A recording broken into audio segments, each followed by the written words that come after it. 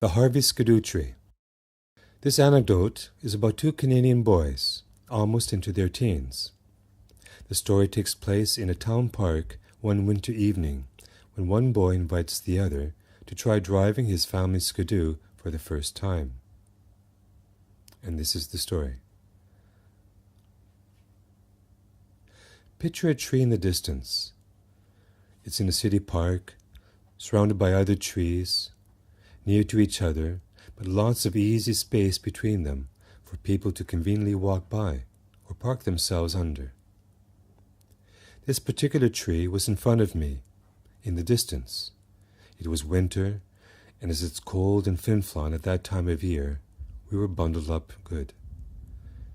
Harvey was one of my friends, and he generously offered to take me for a ride on a snowmobile. Most families had one or even several, but ours didn't, partly because of the added expense, and partly because my dad wasn't really into it, so neither were his kids. I didn't mind, though. As I said, I wasn't all that into it, but if one of my friends made the offer, I happily took them up on it.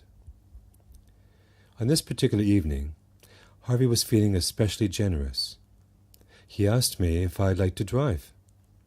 We were still kids, but these things are overlooked in the North. You don't need a license, or didn't at that time at any rate. In a number of ways, isolated communities in the North are not unlike the Wild West, where fewer rules dictate the directions its citizens take. And also like the Wild West, over time that perspective changes. You would think I would have jumped at the chance, but I had never driven one before. I was worried I'd break it or something. He laughed and said it was easy, like driving a boat or a motorbike.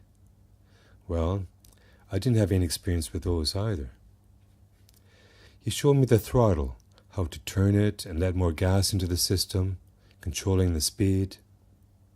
And I steered with this, showing me the handlebars. And that's all you need to know. He assured me that I needn't worry. He'll be right there, sitting directly behind me. Okay, I'll give it a go. We changed places, and there I was in the driver's seat. I revved it up a bit, and off we went. It was dark, but the lone light in front of the machine shone brightly, and the snow-covered trees whizzed by us like a silent army of tall, haunting ghosts. I say whizzed by, but we really didn't get to a very high velocity. I had no idea on how to handle the machine, so I didn't want to get reckless in the first 5 minutes. Just as well, too, because we met with the accident waiting for us long before that time was up. I liked hearing the noise of the engine working. It sounded different with me driving. There was power there, and I could feel the vibrations through my many layers of clothing. I bravely turned my wrist, upping the gas, quickening the speed. We were going faster now, and I was driving. We were going straight. Harvey looked at that tree, long in the distance, coming closer. He casually suggested I might try turning.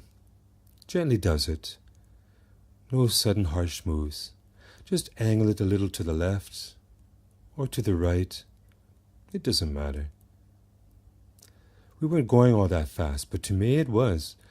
I could feel the swells of built-up snow as we went over them, slight bumps occasionally beneath us. That tree was still a ways away, but definitely closer. Harvey saw it too, and repeated his early suggestion that I could consider turning any time around now. I consider myself a person usually open to advice, especially when I'm in a situation that is new to me. I full-heartedly accepted his advice. However, when I tried to act on it, I felt unexpectedly stiff. I couldn't move my muscles the way I wanted. Not quite. The will was there, but somehow the actions weren't being executed. By now, Harvey was getting more excited, and that tree was proportionally much closer now. Turn, he demanded. Turn, he begged. I was locked on course with that tree, like a deer frozen in a trance with the headlights of an oncoming truck. Only in this situation, the truck was a tree heading right for us. I wanted to turn, I really did, but all my internal efforts couldn't break through to express themselves in that direction. Nor were Harvey's last-minute frantic efforts successful in deterring us from our collision course. We hit that tree. It was a good smack, but fortunately, we really weren't going all that fast, and one ski was safely on one side of the tree and the other on the other. It was just that big tree trunk right in front of us. Neither of us was injured, and the snowmobile had only minor dents in it.